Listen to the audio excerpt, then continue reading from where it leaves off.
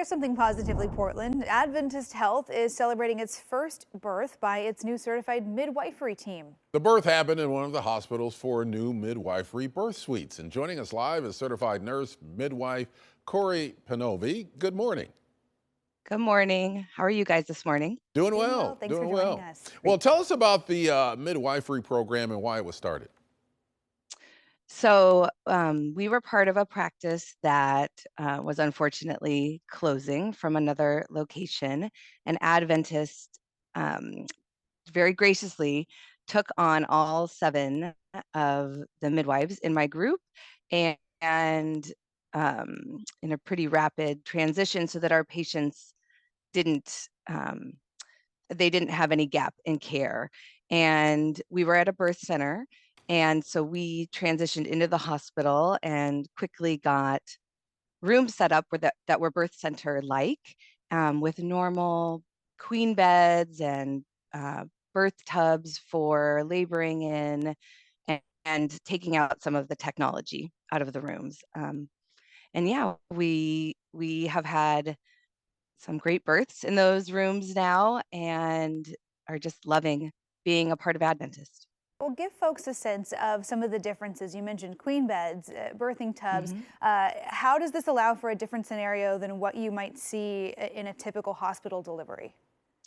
Yeah, so in a typical hospital delivery, where there's a twin bed in the middle of the room, most people are often medicated using epidurals, which we also support and do deliveries or births for people who are using epidurals. But in the midwife suites, they are moving around the room. So we have space. We've taken out most of the technology.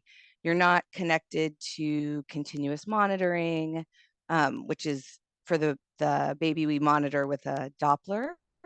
And we also don't do standard IVs. We use them as needed. So you're not tethered to machines or equipment. You're moving around the rooms. It's really supportive of physiologic birth or unmedicated birth.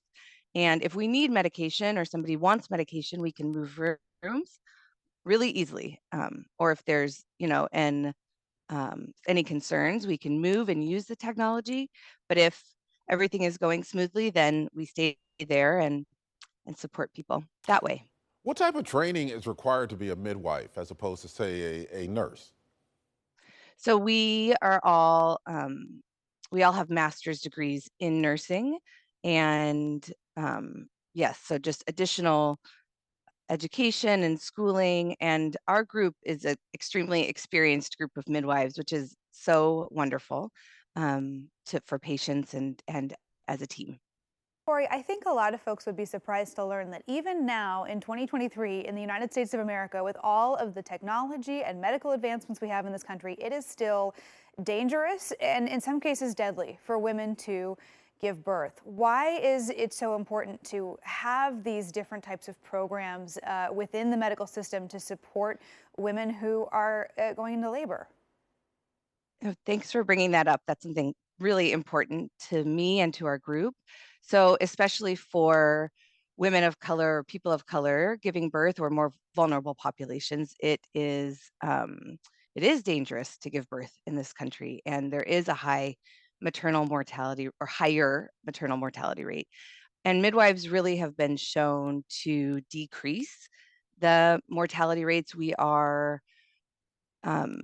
just improve safety. So we use technology as needed, but also we are really listening to women, listening to patients, and we spend more time with patients. And that I think is a really important aspect of the care that we provide. Thank you very much, Corey, for joining Yeah, us on AM Extra. We learned something this morning. We appreciate it. I'm glad. Have a great day. You You too. too. And for more information about the midwifery program, go to adventisthealth.org/Portland.